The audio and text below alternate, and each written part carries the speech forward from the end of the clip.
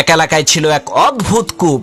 লোকেরা যখন ওই গহীন অন্ধকার কূপ থেকে পানি তোলার জন্য কূপের মধ্যে রশিতে বাঁধা বালতি নামিয়ে দিত, তখন ওই রশি ঠিকই থাকতো, কিন্তু বালতিটা কূপের মধ্যে উধাও হয়ে যেত। এই আশ্চর্য ভুতুরে কাণ্ড দেখে এলাকার সমস্ত লোকেরা বলাবলি করতে লাগলো যে নিশ্চিত এই কূপের মধ্যে জিন ভূত আছে। এলাকার সমস্ত গণ্যমান্য ব্যক্তিরা একত্রিত হয়ে দেশের বড় বড় কবিরাজদেরকে নিয়ে আসলো ওই কূপ থেকে জিন ভূত তাড়ানোর জন্য। কিন্তু দুঃখের বিষয়, কোনো কবিরাজই এই সমস্যার সমাধান করতে পারলেন না। অবশেষে সেই এলাকার একজন দুঃসাহসী বালক বলে উঠল, আমি এই কূপের ভেতরে নেমে দেখবো এর মধ্যে আছে কি। ছেলেটির এই কথা শুনে এলাকার সমস্ত লোকেরা হতভম্ব হয়ে গেল। সকলেই তাকে বলতে লাগলো, ভাই এই কাজ করা তোমার মোটেও ঠিক হবে না, এটা কিন্তু তোমার আত্মহত্যার শামিল। তখন সেই ছেলেটি বলল, ইনশাল্লাহ আমার কিছুই হবে না, তবে আমার একটা শর্ত হচ্ছে, যেই রশিটা আমি মাজায় বেঁধে এই কূপের মধ্যে নামবো, ওই রশিটা তোমাদের সাথে আমার পিতাও যাতে ধরে রাখে। এলাকাবাসী বলল, এটা আবার কোনো শর্ত হলো নাকি? ঠিক আছে, তোমার পিতাও আমাদের সাথে রশিটা ধরবে, কোনো চিন্তা করবা না। কথা অনুযায়ী মাজায় রশি বেঁধে সেই ছেলেটি কূপের মধ্যে নেমে দেখতে পেল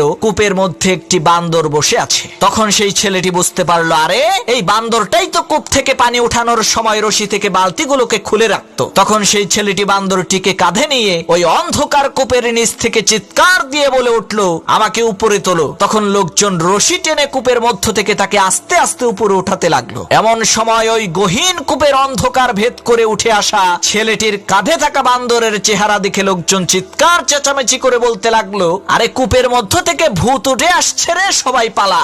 ভূতের কথা শুনে যে যার মতো এদিকে ওদিকে ছুটে পালিয়ে গেল। কিন্তু ওই ছেলেটির পিতা রশি ছেড়ে কোথাও গেল না, কারণ তার কলিজার টুকরা সন্তান যে ওই কূপের মধ্যে আছে, এ কারণে সে তার সমস্ত শক্তিকে একত্রিত করে রশি টেনে একাই তার সন্তানকে কূপ থেকে বের করলো। এরপর দেখা গেল তার ছেলে কূপের নিচ থেকে কাঁধে করে একটি বান্দর নিয়ে এসেছে। তখন সেই ছেলেটি তার পিতাকে বলল, বাবা আমি জানি আমার বিপদে সবাই পালিয়ে গেলেও তুমি কিন্তু পালাবে না, এজন্যই আমি শর্ত জুড়ে দিয়েছিলাম যে আমাকে টেনে তোলার রশিটা যাতে আমার পিতা ধরে রাখে। প্রিয় ভাইরা, এখান থেকে বোঝা যায় যে বিপদের মুহূর্তে সবাই আপনাকে ছেড়ে পালিয়ে যেতে পারে, কিন্তু আপনার মা বাবা আপনাকে বিপদে রেখে কখনোই পালাবে না ইনশাআল্লাহ।